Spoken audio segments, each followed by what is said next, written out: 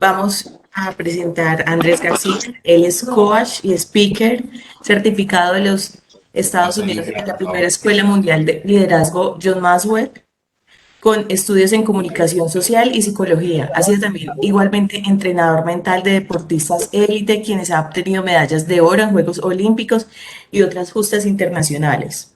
Asesor de comunicación e imagen en empresas públicas y privadas. Asimismo, ha brindado acompañamiento a instituciones educativas, docentes, padres de familia y estudiantes en el manejo del conflicto y la prevención del suicidio y el bullying y el growing.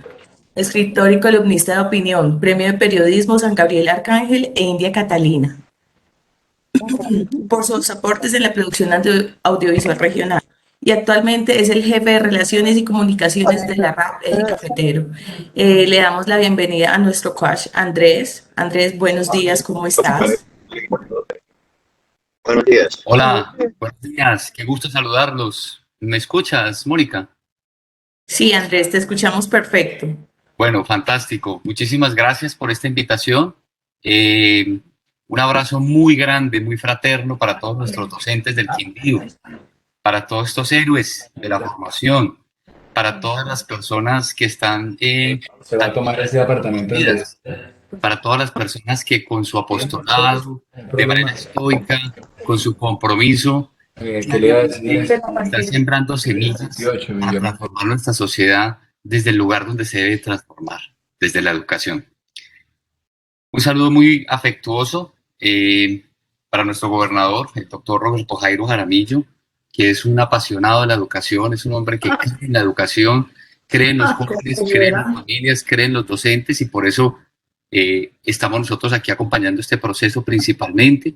A la doctora Elena María Sánchez, si el término se me permite, una Quijote de la educación, una mujer con una estatura en formación espiritual y académica que inspira, en realidad. Un abrazo también desde acá para ti y a todo el cuerpo directivo, al doctor Andrés, Claudia Marcela, Daniela, Esteban, la doctora Ana María, a la doctora Janet Arias, a Mónica, gracias por tenerme acá de nuevo con ustedes.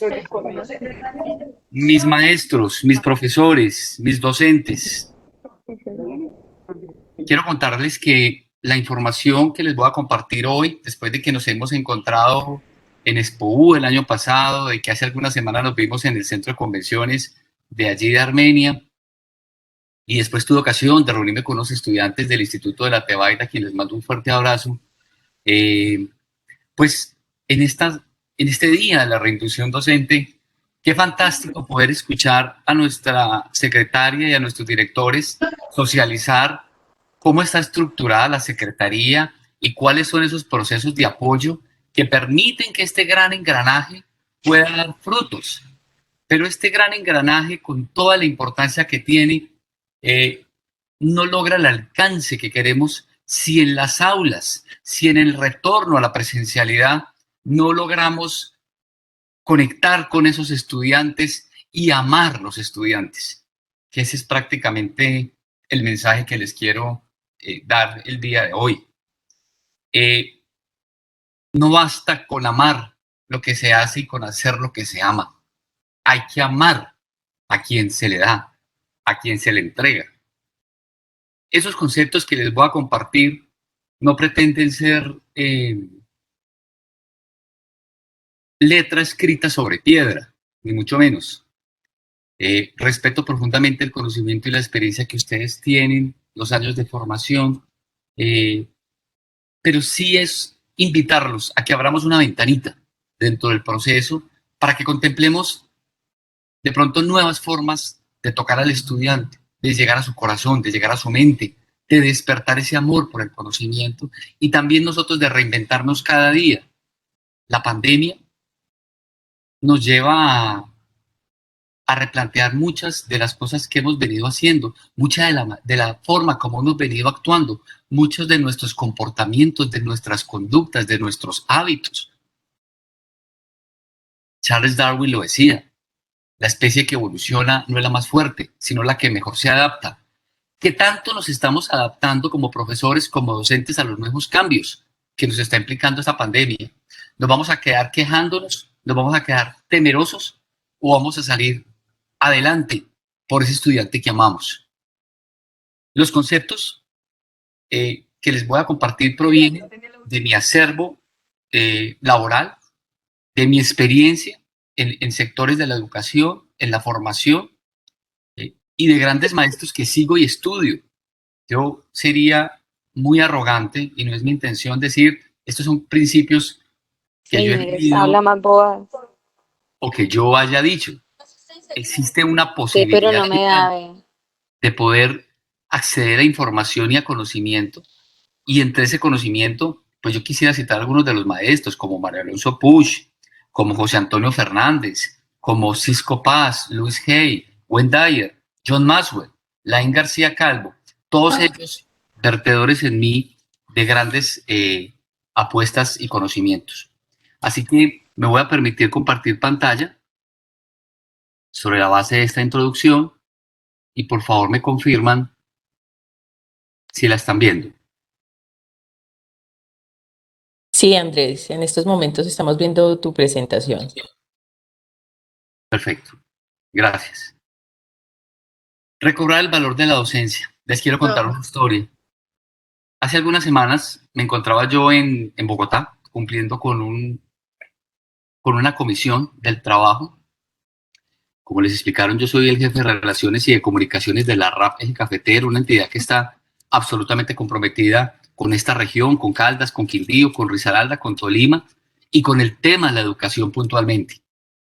Estaba yo comisionado en Bogotá y estaba con mi hija el domingo. Me llevé a mi hija Antonella.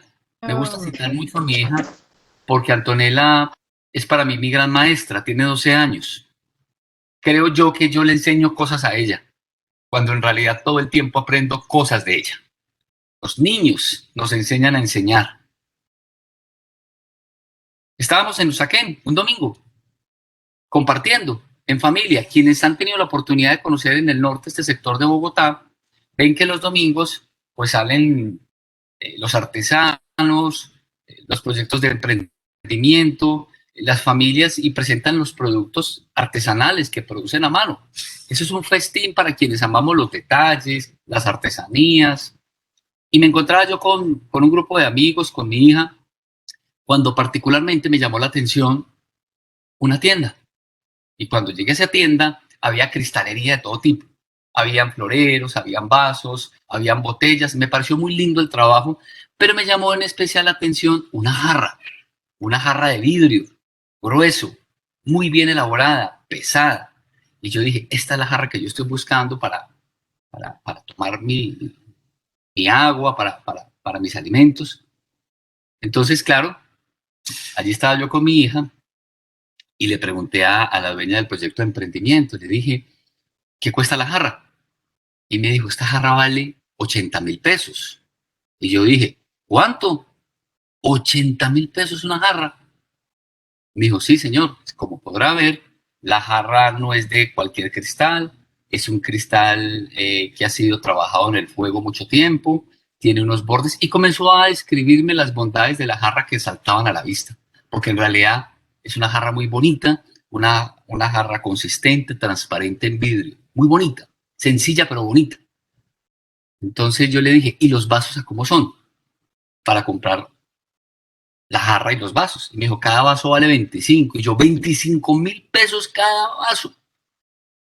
Y empecé a hacer cuentas y yo, la jarra, si yo compro 4 juegos de vasos serían 100.000, más la jarra 80, 180. No me alcanza el presupuesto y ni loco le voy a meter a eso.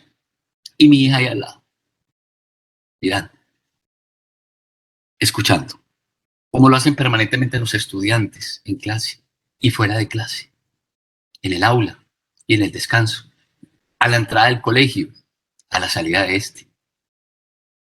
Entonces yo le dije a la señora, saqué este espíritu fenicio de negociante, paisa, y le dije, vamos a hacer usted y yo un acuerdo. Yo esto como muy vacío. ¿Cuántas ventas ha hecho en el día? Y me dijo, la verdad, pocas. Y yo, bueno, no baje bandera conmigo. Yo con mucho gusto, yo me quiero quedar con esa jarra, pero no me alcanza el dinero porque pues es bastante alto y es lo que tengo presupuestado para hoy y mañana. Pero si usted le baja un poquito, Llegamos a un acuerdo, gana usted porque vende y gano yo porque me voy con mi jarra a un precio que yo pueda pagar. Empecé yo pues a negociar como buen país. Ay, no, no. Han enseñado en casa, en la cultura.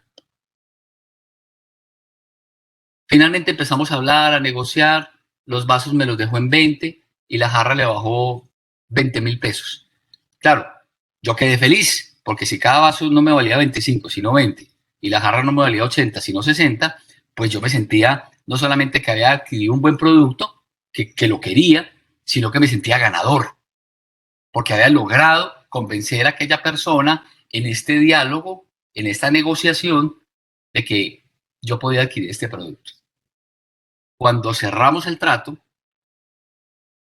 y la señora procedía a coger la jarra y empacarla en periódico, mi hija hizo un reclamo. Mi hija Antonella, de 12 años, que estaba al lado. Me dijo, papá, ¿cómo le vas a pagar menos por la jarra? Y la señora alcanzó a escuchar. Y yo le dije, ¿cómo así? Anto, estoy negociando y bueno, pues nos rebajó. Dijo, ¿y por qué? ¿Por qué le vas a pagar menos a ella por un trabajo que ella está haciendo? Entonces yo ya me empecé a sentir incómodo, porque me sentí como autoridad desautorizado por mi hija.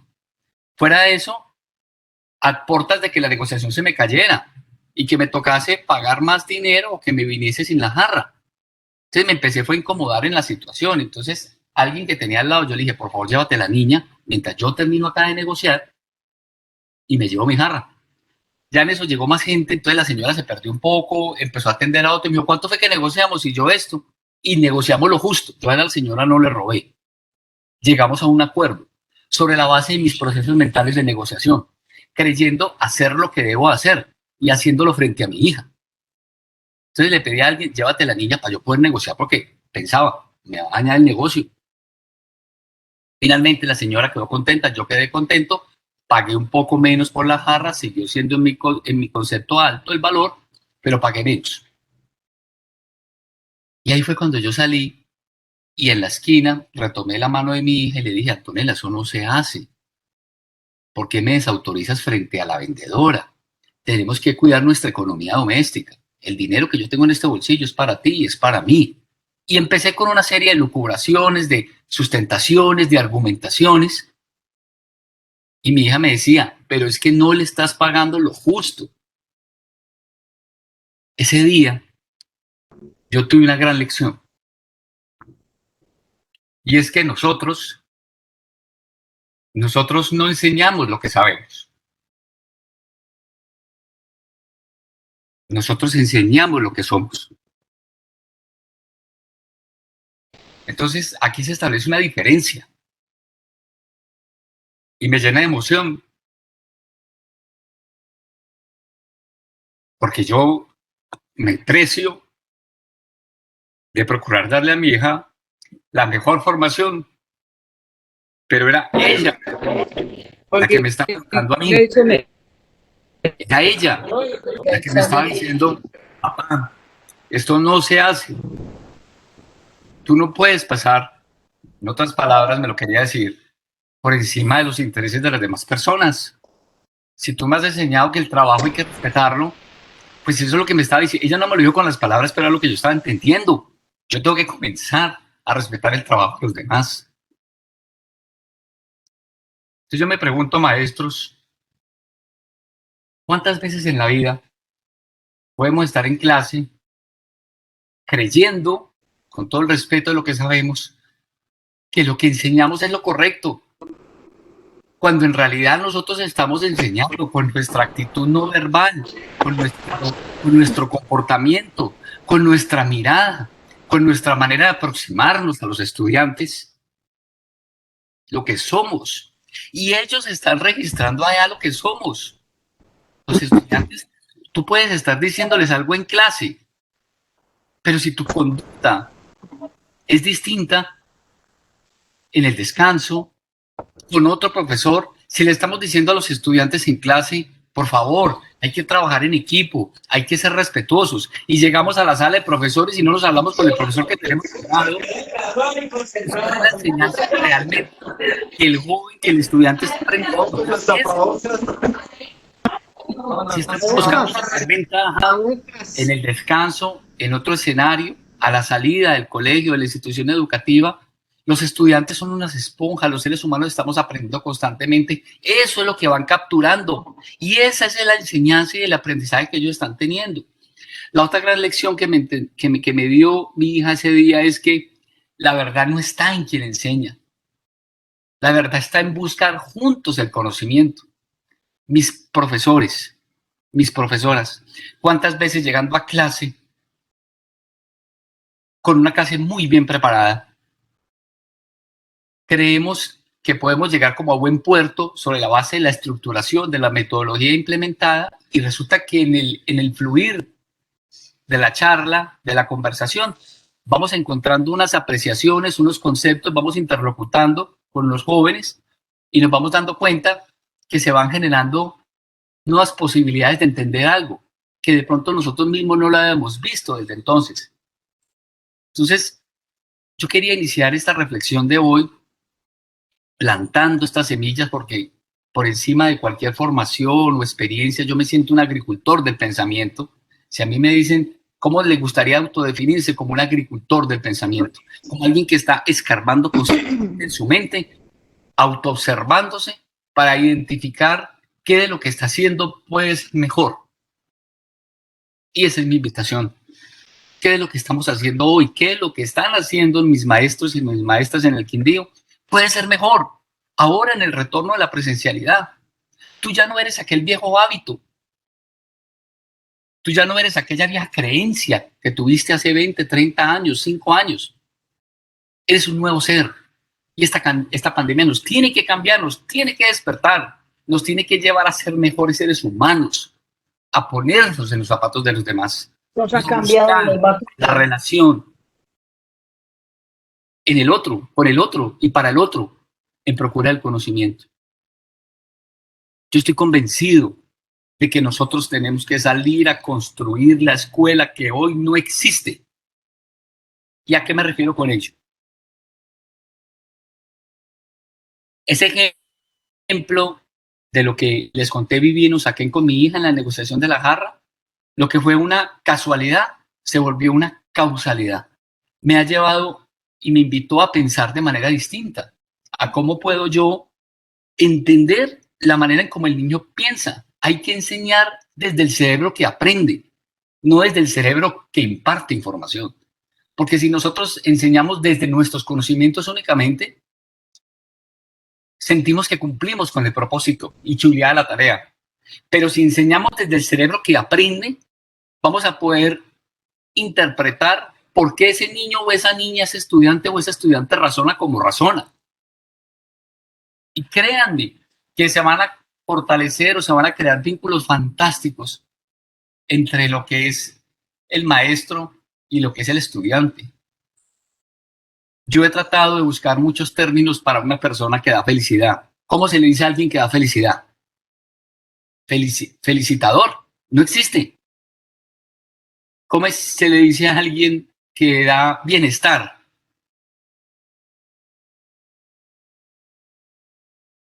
Se le dice maestro.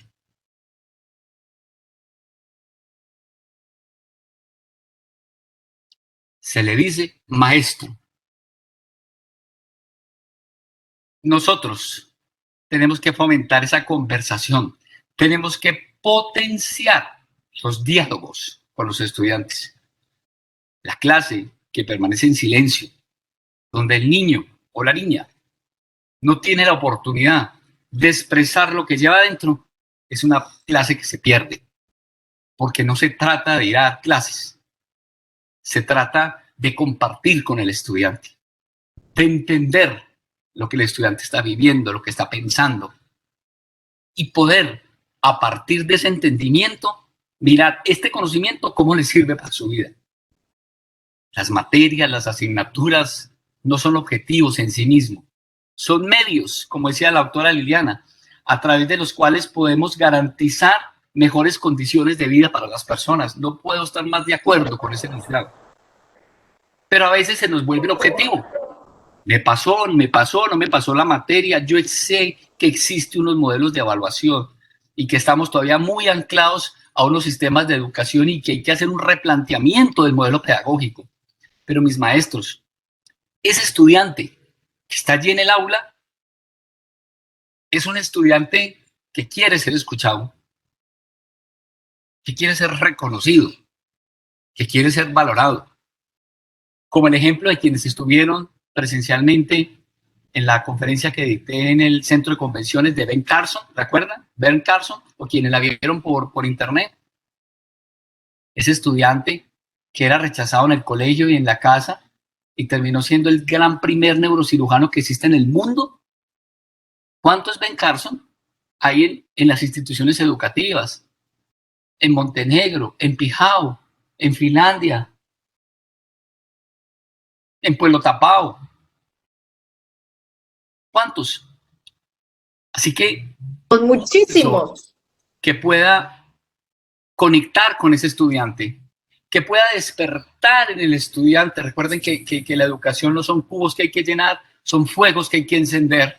Es un profesor que logra tocar con la grandeza del ser.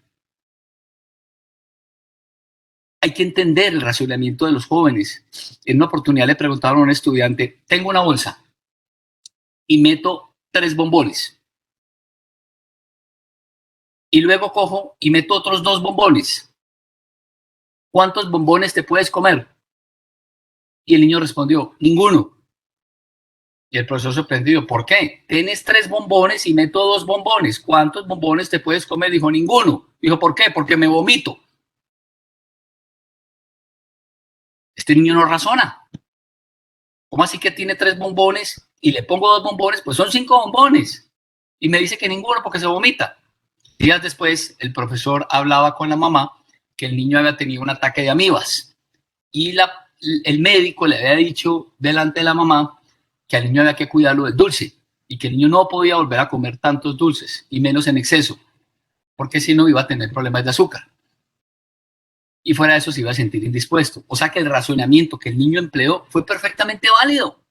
Y de pronto el docente no lo vio así, no lo entendió. Este niño no está razonando, el niño tenía un razonamiento perfecto.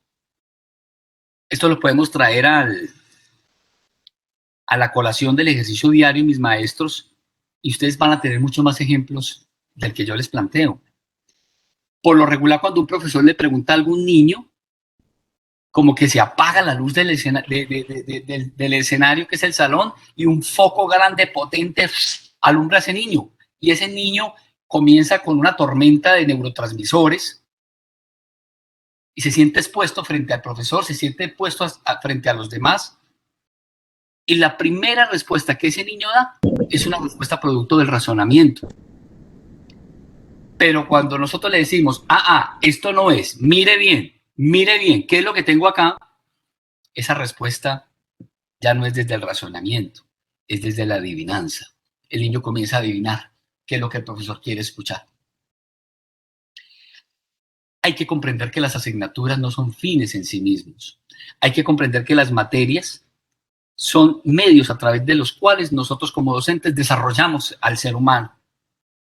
Qué bueno que este retorno a la presencialidad, mis maestros, mis maestras, mis profesores y profesoras, sea el pretexto para vivir ese momentum educativo, esa posibilidad infinita de transformar vidas y de ayudar y de servir a las demás personas.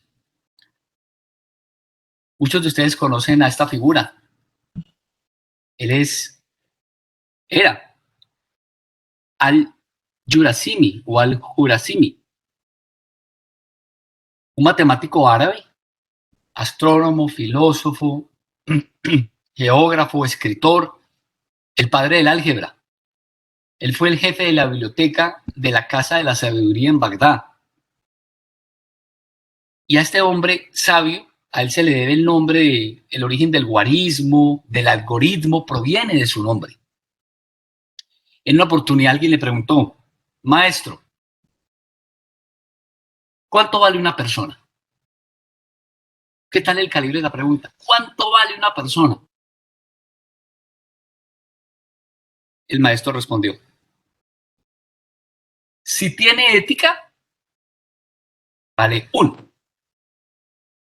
Pero si además de ética tiene familia, le puedes agregar un 0 a la derecha, vale 10. Y si además de familia tiene formación, le pones otro 0 a la derecha, vale 100. Y así siguió el maestro respondiendo. Y si tiene bienes y tiene propiedades, vale 1000. Y si tiene propiedades en otros sitios, en tierras más apartadas y genera empleo, vale 10.000. Y así fue anexando ceros a la derecha. Pero si no tiene ética, no vale nada. Se queda sin absolutamente nada. Por ello, mis estimados profesores, antes de enseñar, nosotros tenemos que aprender a ser. Debemos de ser nuevas y mejores personas. Debemos de ser nuevos y mejores maestros. Este mundo que estamos viendo, como lo estamos percibiendo, es un mundo que cambió. Nuestra realidad cambió y por tanto nosotros tenemos que cambiar buscando siempre apuntar a nuestra mejor versión, buscando siempre llegar a lo que podemos y estamos llamados a llegar. Yo estoy absolutamente convencido que hay profesiones que se escogen por el azar, pero sin lugar a dudas la profesión del docente es un llamado superior, porque es la capacidad que tiene el ser humano de ayudar a los demás, de transformar vidas, de tocar mentes, de tocar espíritus, de tocar corazones, de sacar lo mejor de esa persona para que esa persona tenga herramientas y pueda, de la mano de la familia, de la mano de la comunidad, de la mano de la sociedad, construir un mundo mejor. Entonces surgen las preguntas: ¿cómo recobrar el valor de la docencia? Es el título de esta charla. ¿Qué significa enseñar realmente? ¿En qué consiste un buen aprendizaje?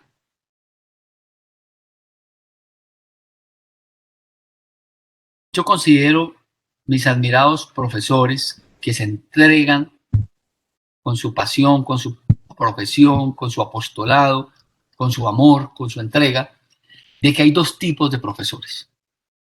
El profesor que quiere y el maestro que ama. Mírenme la diferencia que establezco.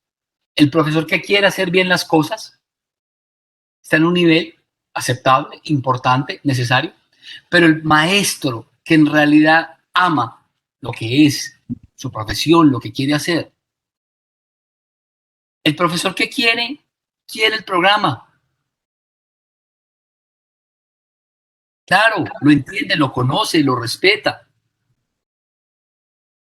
Pero el profesor que quiere se circunscribe al programa. Mientras que el maestro respeta el programa, pero ama al niño. Está mirando ese programa, cómo va a beneficiar al niño. El profesor que quiere, le preocupa el acierto que los estudiantes puedan tener en el momento en que se les formula una pregunta. Por supuesto, claro que es importante.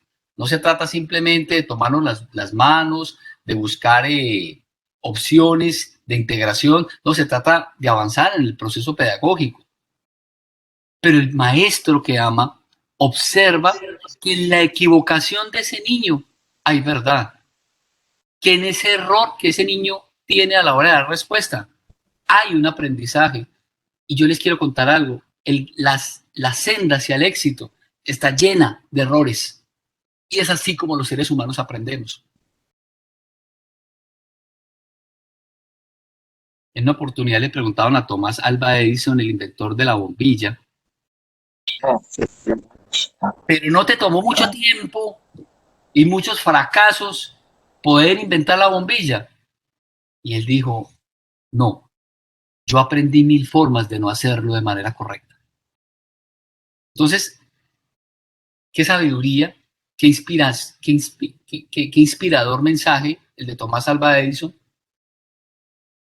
de cómo cuando el niño yerra, cuando el niño se equivoca, el maestro que ama encuentra en esa equivocación el pretexto para que el niño crea en sí mismo, nunca deje de creer en sí y pueda avanzar al siguiente peldaño. Y así está construida la senda hacia el éxito. Así es como está construida la senda hacia el éxito, a partir de errores. El maestro que quiere es un maestro que pone adelante sus conocimientos. El maestro que ama es aquel que pone y coloca adelante al niño. Primero está el niño, primero está ese ser humano que tiene al frente. El maestro que quiere se preocupa por lo que enseña. Y ojo, no es que no haya que preocuparse, ese no es el mensaje, pero se queda en eso, en la preocupación por lo que enseña. Y el maestro que ama se preocupa más por lo que el niño está aprendiendo, porque ese niño crea en sí mismo, porque ese niño encuentre que en ese error que cometió tuvo aprendizaje. El maestro que quiere comienza la clase cuando suena el timbre. Lógico, es la indicación, las materias, hay que cumplir con un horario, pero no se debe quedar allí. El maestro que ama comienza la clase cuando despierta el interés del estudiante. Es en ese momento cuando el niño dice, profe, ¿y qué sigue? En la próxima clase. Profe, ¿pero cuándo nos vas a contar más? Pero no he entendido. En la próxima clase vamos a ver esto. El maestro que quiere es el maestro que entiende que la clase no empieza con los deseos del que enseña, sino que la clase comienza con las necesidades del que está aprendiendo. Y eso, mis estimados docentes, eleva el espíritu del maestro. Eso es lo que hace grande a los maestros.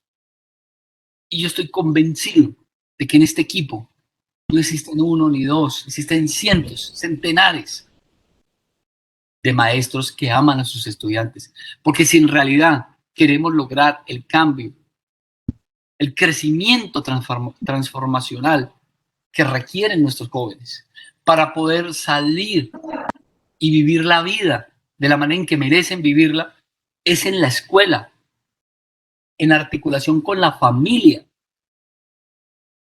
que logramos poder generar estas dinámicas de transformación y de cambio.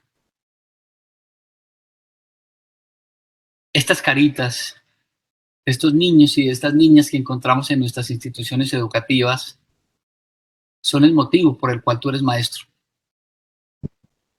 Y son el motivo que a mí me invita, con el mayor cariño y respeto, a decirles, tenemos que dejar de ser el maestro que da para ser el maestro que ama. Hay que enseñar, como les decía ahorita, desde la mente de quien aprende. El maestro que ama ayuda al estudiante a que ese estudiante crea en sí mismo.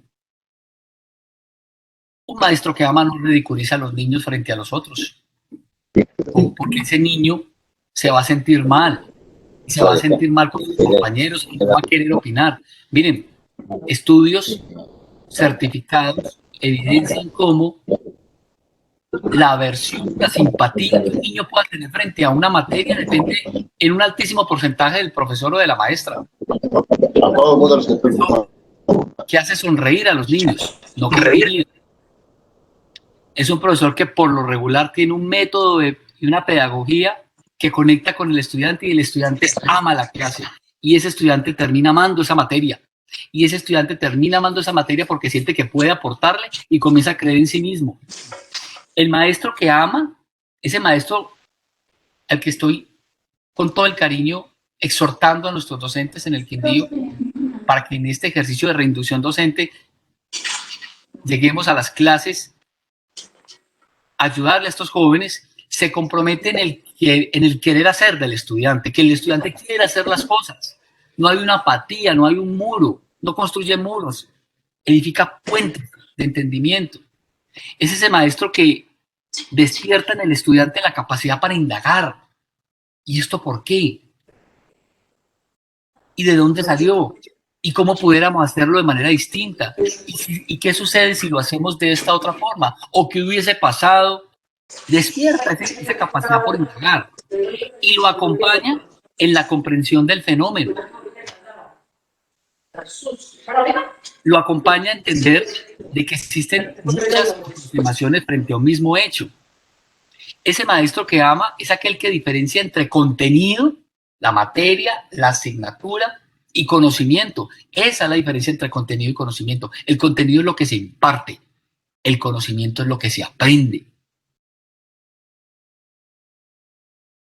Y en esa dialéctica, en ese ejercicio, en ese entramado entre contenido y conocimiento, es donde el maestro se mueve con el estudiante. El maestro que ama es un guía en el conocimiento de sí mismo, ayuda a que el estudiante se conozca, se acepte, se reconozca en su potencial, en lo que es distinto. Finalmente, en lo distinto somos todos iguales.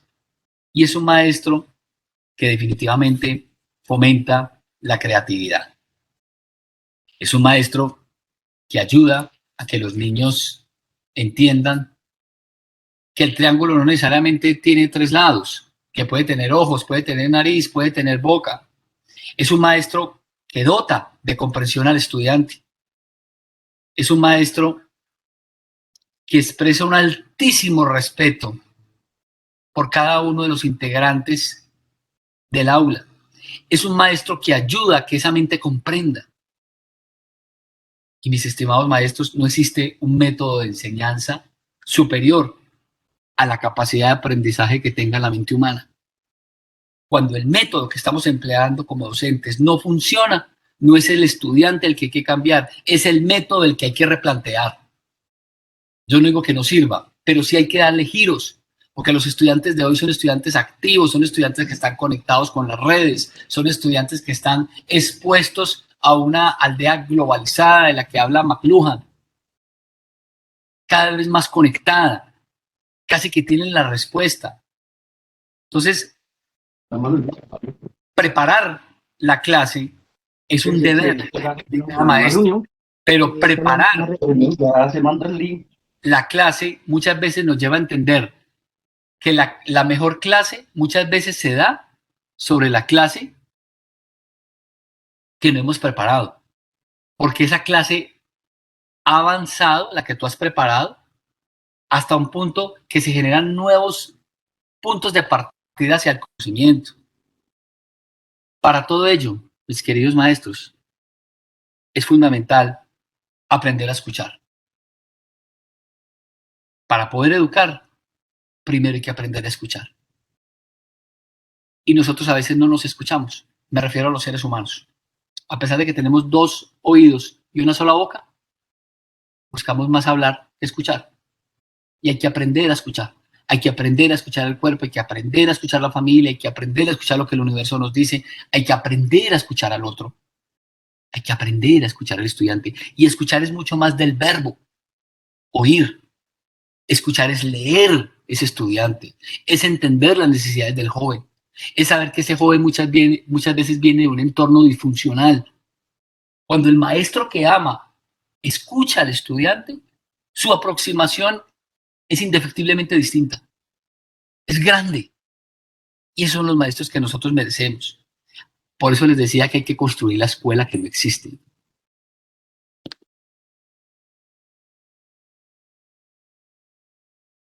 Mis maestros, la conquista viste llegar al resultado. Eso es un reto. No hay fórmulas mágicas. Yo no pretendo, como se lo dije al comienzo, que estas reflexiones que las hago desde el corazón se constituyan en verdad sobre piedra o en el punto final. Aquí hay muchísimo conocimiento, aquí hay docentes, personas con una experiencia muy vasta en este ejercicio. Yo también. Pero créanme que si algo puede llegar a marcar la diferencia dentro del ejercicio de ustedes, y lo más importante, dentro de la vida de esos niños y de esas niñas a los cuales se dirigen, es poder amar a quien uno se dirige y enseñar desde el cerebro de quien aprende. No es lo mismo decir cuánto es 7 más 1. La respuesta ya está dada, 8. ¿Qué tal la pregunta?